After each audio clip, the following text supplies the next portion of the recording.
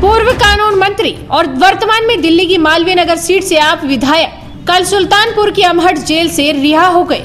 उनकी रिहाई पर उनके समर्थकों में काफी खुशी नजर आ रही थी। जेल से बाहर उनका स्वागत किया गया, फूल मालाएं पहनाई गई और जमकर नारेबाजी भी हुई। हमारा छूट गया, जेल का ताला टूट गया, जेल हमारा छूट गया, मोदी मुर्दाबाद मुर्दाबाद मुर्दाबाद। लेकिन जेल से बाहर आते ही सोमनाथ भारती ने फिर से वही हरकतें कर दी जो उनके जेल जाने की वजह बनी थी।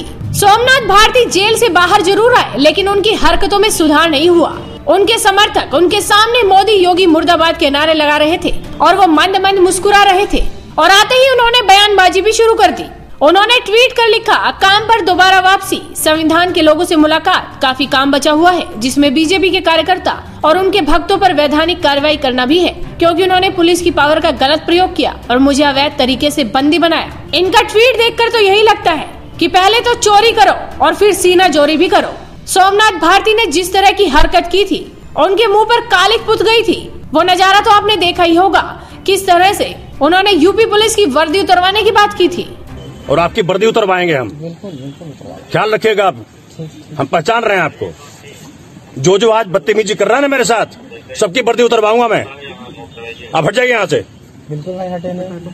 आपको मैं बार बार कह रहा हूँ, हट जाइए यहाँ से। नहीं हटेंगे ना। इसके अलावा सीएम योगी पर भी अभद्र टिप्पणी की थी, उसका खामियाजा तो उन्हें भुगतना ही पड़ा।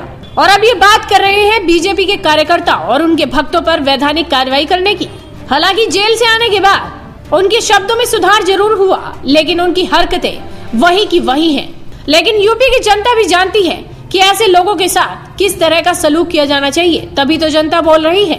ए गुप्ता लिखते हैं, सबक मिल गया ना कि योगी जी के यूपी में संभल कर जाएं। ये मालवीय नगर नहीं है आपका, यहाँ नेता वेता कुछ नहीं देखा जाता। बस अब चुपचाप बैठ जाओ और मालवीय नगर में अच्छा काम करो और कान पकड़ो कि आगे से कभी यूपी नहीं जाऊंगा।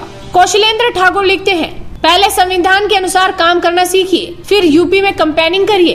बाकी हम यूपी के लोग अच्छी तरह से जानते हैं कि आप हम लोगों की इतनी चिंता क्यों कर रहे हैं, लेकिन वोट का भूल जाना, वो तो हम तुम लोगों को नहीं देंगे।